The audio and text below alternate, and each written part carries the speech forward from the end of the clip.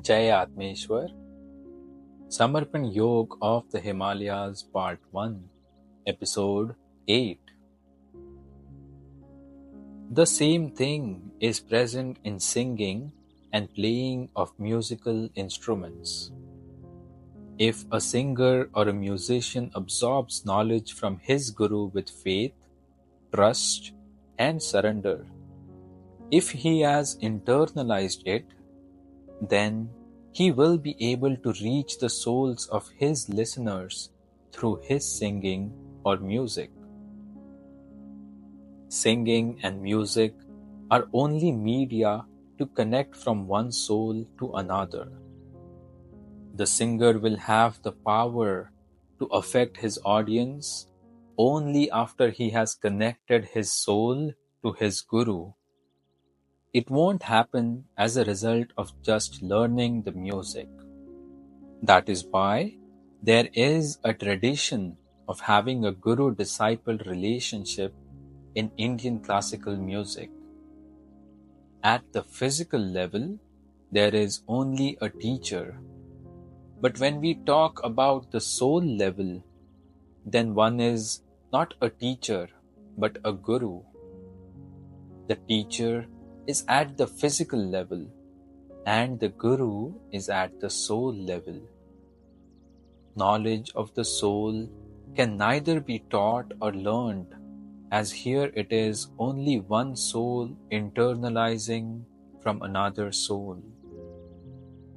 Playing classical music and classical singing are types of art which are internalized and which have been in existence in the same way for thousands of years.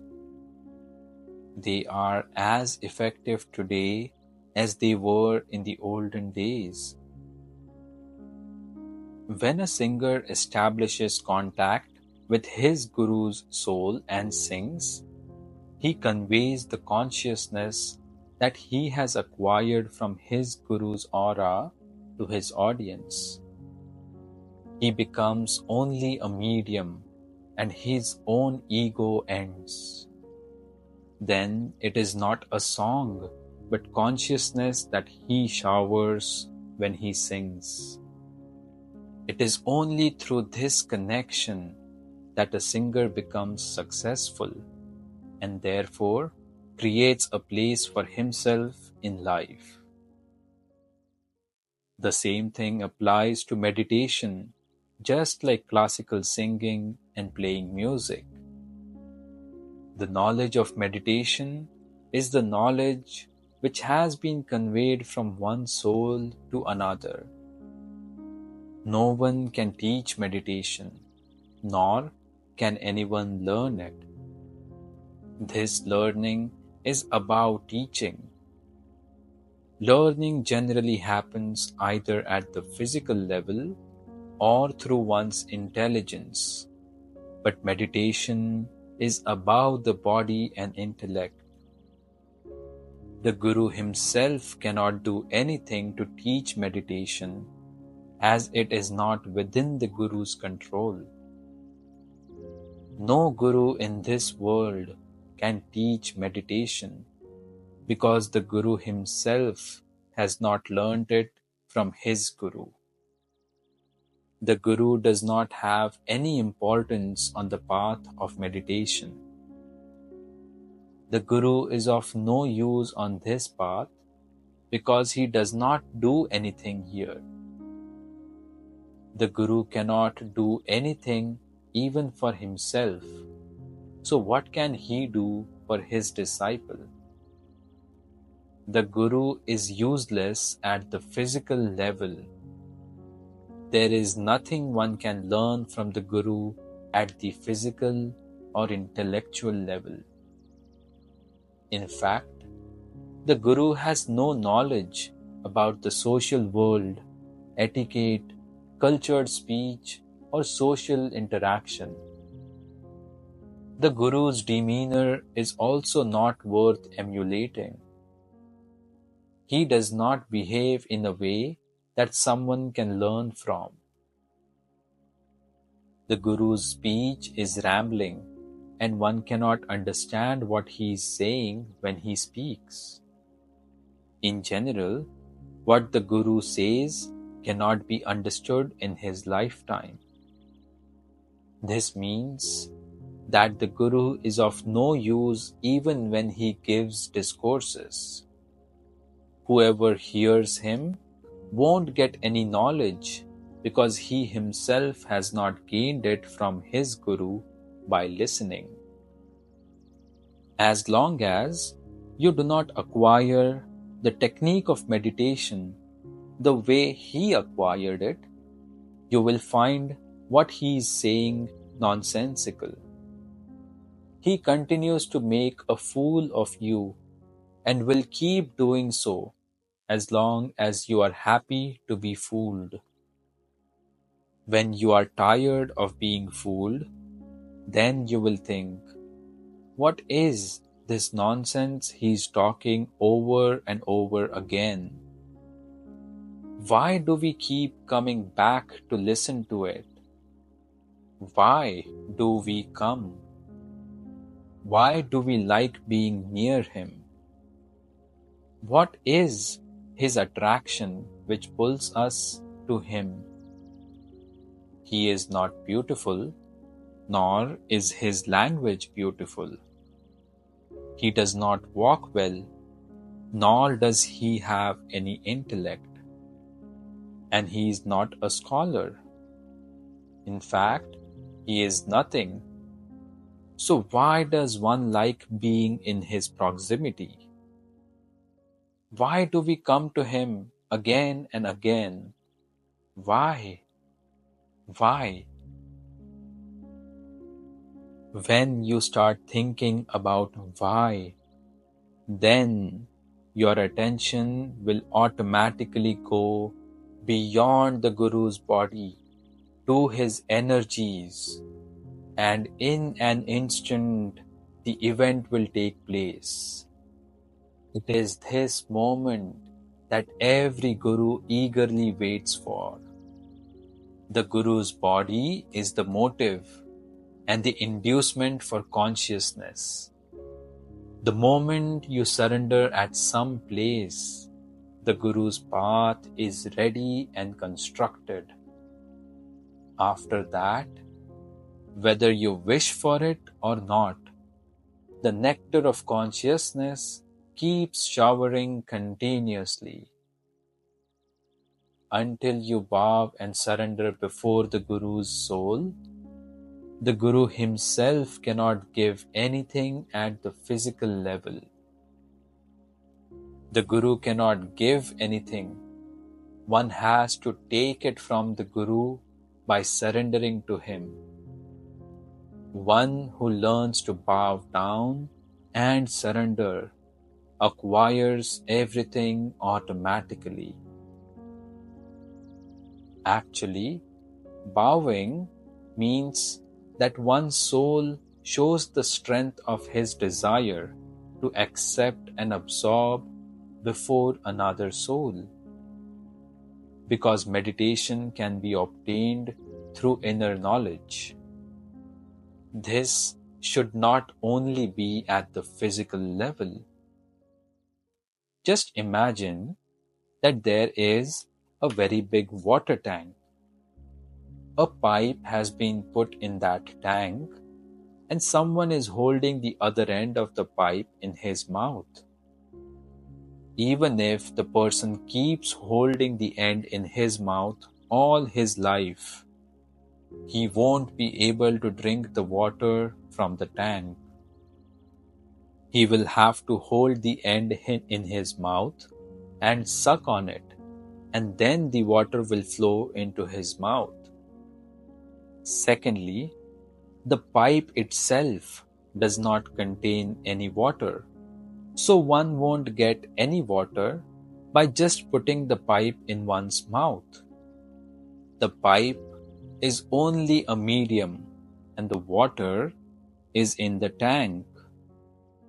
One must remember that it can flow through the pipe, but it is not present in the pipe. Similarly, The Guru is always connected to the consciousness, but there is no consciousness in the Guru, nor can the Guru give consciousness on his own. But one can get consciousness through the medium of the Guru. Thus, one will have to go beyond the medium of the Guru's body so that one may acquire meditation. However, one thing is certain. A person has more chance of getting water if he has a pipe in his mouth than a person who does not have a pipe in his mouth at all, because he won't have to search for a pipe. It has already been found and is being held. All that remains is for the pipe to be used. It isn't enough to hold on to a Guru. It is necessary to look beyond the physical body of the medium that is the form of the Guru. In the spiritual world, time spent close to Guru is the best period of one's life. But the time a sadhak can spend with a Guru depends on the karma of his previous birth. This is the golden moment of a sadhak's life. Normally, there are few such golden moments in one's life. As the remaining time passes, what is left are only memories of those golden moments. That is why one needs to understand that meditation is the best knowledge which can be acquired by one soul from another. It is impossible to obtain this knowledge without purification of one's chitta. Gurudev was an expert at lighting a fire. He did so by placing some grass and rubbing 2 flintstones near it. It used to light up so easily that I would sometimes wonder whether there was actually a spark from the stones, or whether he was making the stones a medium and using his power of consciousness to light the fire. There were 2 big stones which he rubbed together to light it. This normally happened only a few times, as there was generally a fire burning in the cave. There was a pit in the cave, and the fire was kept burning in it like an oblation. Some dry logs which had been placed nearby would be fed to the fire. These were scented logs, and when they were put on the fire, the whole cave was filled with the fragrance, and the whole atmosphere would be happy and joyful. Whilst adding logs to the fire, Gurudev started talking about the chitta. He said, "Sexual desire is like this fire. The more you fuel it, the more it will grow, and sexual desire weakens the body the most. Sexual pleasure is a physical function, and the body needs it. But the joy one gets out of it is not lasting. It is momentary. However, this can only be understood through experience. If it had been eternal, then all the people whose sexual desires were fulfilled would have been happy. But that is not the case. They too are not happy. As long as a person's sexual urge is not satisfied, he feels that the joy of sexual gratification is everything in life. That is why those who haven't obtained it are dissatisfied. They feel that they have not received sexual satisfaction, and those who have received it are dissatisfied because they have realized that actually there is no satisfaction in it. One should never try to progress in the spiritual field with this sexual dissatisfaction, as it will prove to be the reason for his spiritual downfall. Imagine, for example, that there is only a small hole in a balloon. But when the balloon is blown up, that small hole grows bigger, and because of that hole, the balloon bursts. Similarly, there cannot be spiritual progress with sexual dissatisfaction. It is not right to force oneself to control one's sexual urges, because then the sexual desire comes out in a wrong way. It often happens that a sadhak forcibly controls his sexual urge all his life, and then, in old age, he commits the sin of raping some young girl.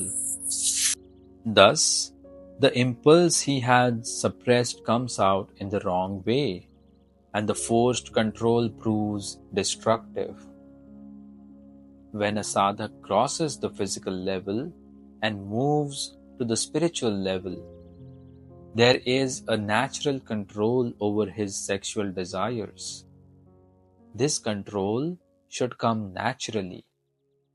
It can never be forced, as that would be the suppression of sexual desire, which is wrong. Whatever is forced is always at the physical level, and whatever is natural is everlasting. Several people observe fasts in the name of Paramatma for spiritual progress. That is also wrong. A sadhak should not eat too much, and he should not fast either. Stay on the middle path. When we fast in order to take away our attention from food, instead of taking our minds away from food, our attention goes even more towards food. Then we keep seeing food all the time, everywhere. This is also wrong and will harm your mind. When you become so immersed in meditation that you do not have any sense of food or eating left, that is fasting. Fasting takes place automatically. If you force yourself not to eat, that is not fasting. Therefore, one should not undertake this kind of forced fasts. It is all right only if they occur naturally. Meals and food are necessary for one's body. Just as food is necessary for one's physical body, fulfillment of one's sexual desires is also a necessity. One should not suppress sexual desires. People think that celibacy means controlling sexual urges.